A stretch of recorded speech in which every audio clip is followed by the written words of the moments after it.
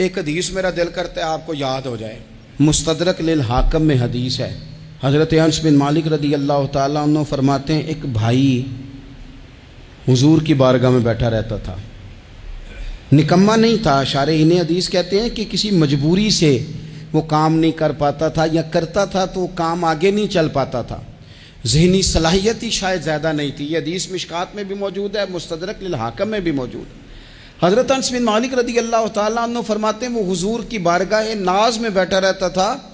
اس کے بھائی نے آ کے شکایت کی، یا رسول اللہ صلی اللہ تعالیٰ علیہ وسلم، یہ کوئی کام ہی نہیں کرتا، کوئی محنت نہیں کرتا، کوئی جدوجہد نہیں کرتا، آگے نہیں بڑھتا،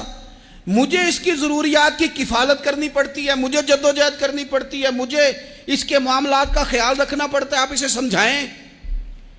تو حضور نے بہت سارے لوگوں کو سمجھایا جو کام نہیں کرتے تھے۔ ہمیں سیاستہ میں وہ حدیث بھی ملتی ہے جس بندے کو نبی پاک صلی اللہ علیہ وسلم نے کہا تھا کہ تیرے پاس جو بھی گھر میں ہے لا، تو وہ پیالہ اور کمبل لائے تھے، حضور نے بیچ کے کہا تھا جا کلاڑا خرید کے لا اور لکڑیاں کاٹ کے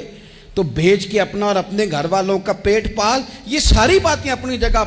پر یہاں نبی پاک نے ایک روحانی مسئلے کا حل بھی بتایا۔ اللہ کے محبوب علیہ السلام سے عرض کی حضور یہ یہیں بیٹھا رہتا ہے اور سارے ہی کام مجھے کرنے پڑتے ہیں۔ تو حضور نے نظر مبارک اٹھا کے بھائی کی جانب دیکھا جو بھائی کا شکوہ کر رہا تھا، تو کریم محبوب فرمانے لگے ہو سکتا ہے یہ جملے میرے محبوب کے، ان کو کہیں لکھنا، ان کی مٹھاس دیکھو، ان کا حسن دیکھو، اور بھائیوں کی محبت کے بیچ جو رسول پاک پیوند لگا رہے ہیں اور جوڑ رہے ہیں، اور جس انداز میں بھائی کو بھائی سے ملا رہے ہیں، اس لہجے کے حسن کی مٹھاس کو بھی ذرا چکھ کے دیکھو۔ حضور فرمانے لگے ہو سکتا ہے رب تمہیں جو رزق دے رہا ہے وہ اسی بھائی کی وجہ سے دے رہا ہے۔ بھائی پائیاں دے ویری ہوندے تے بھائی ہی پائیاں دیاں باواں، او بھائی ہو سکتا ہے اس کی وجہ سے تجھے مل رہا ہو، اس کی وجہ سے۔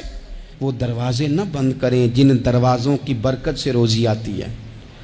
کبھی بھی وہ کام نہ کریں جن کاموں کی اگر آپ کو کل تک برکت تھی، کل تک کام ٹھیک چل رہا تھا، کل تک نظام بہتر تھا، اور آج آپ کو محسوس ہوتا ہے کہ کہیں کمزوری آ گئی ہے، کہیں حالات اس طرح کے نہیں رہے، تو پھر آپ غور کریں کہیں ایسا تو نہیں کسی غریب کا آپ کے گھر سے رزق جاتا تھا اور آپ نے بند کر دیا، کسی کی مدد ہوتی تھی آپ نے بند کر دی، کسی کے ساتھ شفقت ہوتی تھی آپ نے بند کر دی، کوئی شخص آپ کی وجہ سے تسلی میں تھا اور پھر آپ نے اسے تکلیف میں ڈال دیا۔